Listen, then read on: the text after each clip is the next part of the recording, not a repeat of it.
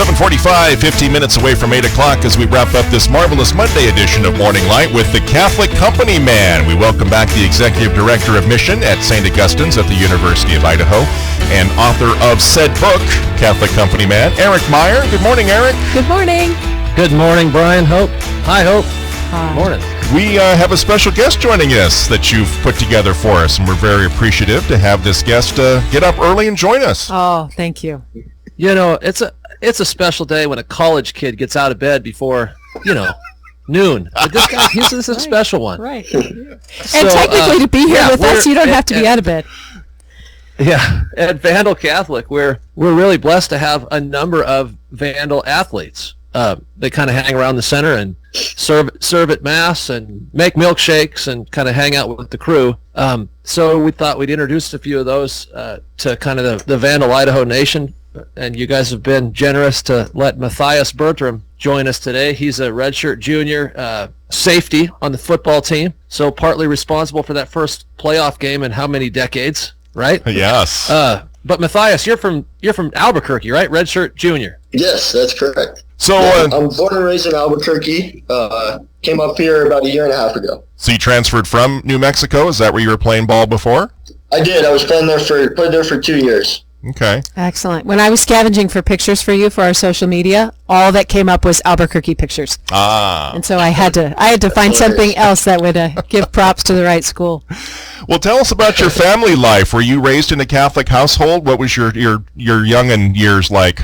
Yes, I was. So I was raised Catholic, the youngest of three brothers. My parents did a great job, showed us what it meant to love each other and communicate well. And yeah, my growing up family life was crazy. Just with two older brothers, we were always out in the backyard. We had a batting cage in the backyard, a full court basketball court, and so I was always competing with them and just going out and being crazy. So when did you take ownership of your faith? When did it become your heart with Christ versus mom and dad's imposition? That's a good question. I would say, so after high school, I went to a prep school called Fort Union Military Academy. And for those that don't know what a prep school is, it's basically an extra year of high school, sort of a bridge year for student athletes who don't have the opportunities that they want. And this school in Virginia was actually a Baptist school, I believe, but there were a lot of leaders there who were Catholic, and one of them invited me to Mass one day, and I got to spend a lot of time with his family, and I actually ended up going to confession for the first time in 4 years there. And the priest actually told me to pray a whole rosary for my penance, which is sort of funny to me.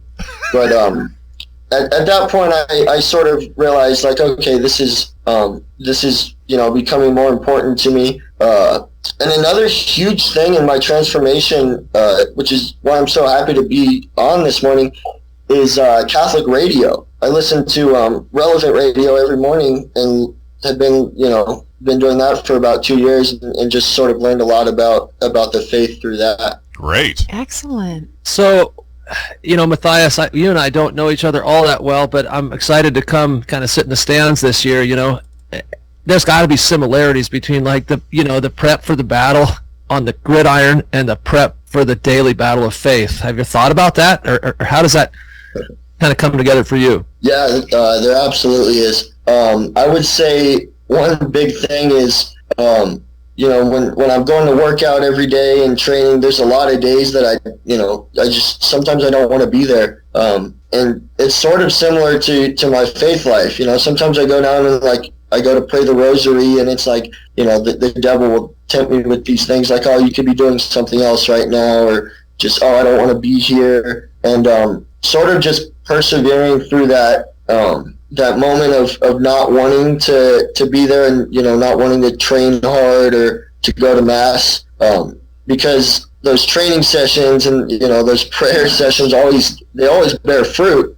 You just have to get through that initial, that initial bump. Well, if you're just joining us here on Morning Light, we're wrapping up this marvelous Monday with our friend Eric Meyer, the Catholic company man. But Eric, because he's part of Vandal Catholic up there on the university, he's found a lot of athletes, Vandal athletes, that are coming to the center. And so over the next few segments that Eric's with us, he's going to introduce us to more. Today's special guest, number 31 from the football team, redshirt junior defensive back Mathias Bertram, who transferred here about a year and a half ago from Albuquerque, and we're just really happy to have him on the show today talking about his faith life. How has Vandal Catholic played a role in your faith journey? Vandal Catholic has been huge. When I first got here, I was approached by a Focus missionary at the school, and he actually happened to be the team chaplain of the football team. And so we've gotten to know each other pretty well. And first of all, just he's helped me sort of.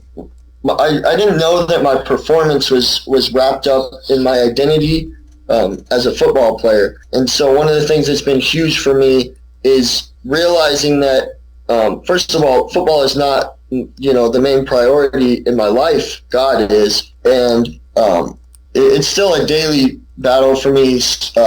Just because for a very long time it was football was my identity, and so that I'd say that has been one of the biggest things. Just being at St. Augustine and being in that Bible study has helped me become more of a son of God as opposed to just a football player. And then just the community at Vandal Catholic is great. I'm there every day. Just so many amazing friends, great virtuous relationships. Great. Just a football player. You say just when you're a tennis player. You don't say just a football player. Right? Eventually, you're going to graduate. You're going to leave Vandal Catholic. What are you going to take from Vandal Catholic into life? I would say just the habits that I've learned. One being, I always thought that it would be cool to go to daily mass. Be a daily mass goer, but that was never for me. I never had time for that, and now it's like. Going to daily mass 4 or 5 times a week. I want that to be something that I take with me the rest of my life. Just giving God those priority hours in the day. So how do you find balance? You've got a lot going on and only 24 hours to squeeze it in. How do you find balance there? That's a good question. That's also sort of a daily battle for me. But I would say, first of all, just having a daily schedule and structure is something that helps me be better. And then just being on top of schoolwork is extremely important. Knowing when everything is due, and then just when I do have an opportunity to go over to the church, taking that opportunity and, not wasting time, just kind of sort of hanging out at home, watching TV and whatnot. I'm curious to know what you're studying. Studying? Yeah, what are you studying? I'm studying marketing and entrepreneurship. I just changed my major, actually. Excellent, nice. Excellent. Yeah. So what is going to be your highlight memory of playing for the Vandals? So far, I would say I have 2. Number 1 would be when I got put on scholarship, which was pretty great. Number 2 was beating Montana this year. Thank you for doing that, by the way. Thank you so much. Brian's from Montana. Yeah, I'm a Bobcat, so anytime you can beat the Grizz, thank you. Do you play Oregon? I'm from Oregon. No, that's too big. Ducks don't swim fast. Beavers, we've got the really goofy mascots. And what was your other one besides beating Montana? I would say being put on scholarship. Oh, scholarship. Right. That's right. Sorry. Sure. Yeah. No, that's all right. Does Coach Eck have you doing spring ball now? I mean, are you still sort of having to practice and work football into your studies and your faith life? Yeah. So we start spring ball actually this Tuesday. Okay. 6:30 in the morning is our first practice. Wow. Yeah. See, your Catholic journey gets you out of bed early, a week before you got to see. Prep. Yeah, that's right. Yeah. Faith in action. So, I mean, I think some of us that have never played football would probably benefit from knowing, what's it like taking down a guy twice your size? Yeah, that's a good question. It's sometimes it hurts, for sure, but most of the time when I'm trying to take out a guy who's twice my size, I usually try to just take his legs out, chop him down. But, sometimes you'll wake up with can't really feel your shoulder, but it comes back. Hey, you take the game a play at a time. You take your faith a day at a time, right? Rosary at a time. Exactly. Yeah. So I just wanted to see if you could have a comment about the team since Coach Eck has taken over. We were lucky enough to see a couple of football games this past year, and it just seems like after the game, how the whole team comes together for prayer. And I think more often than not, Coach is in there with you guys. So is there like this deep-seated spirituality? Not that you're all Catholic, but you're really a tight-knit group religiously, spiritually. Yeah, I would say so. So Coach Eck is Catholic. We see him at Sunday Mass.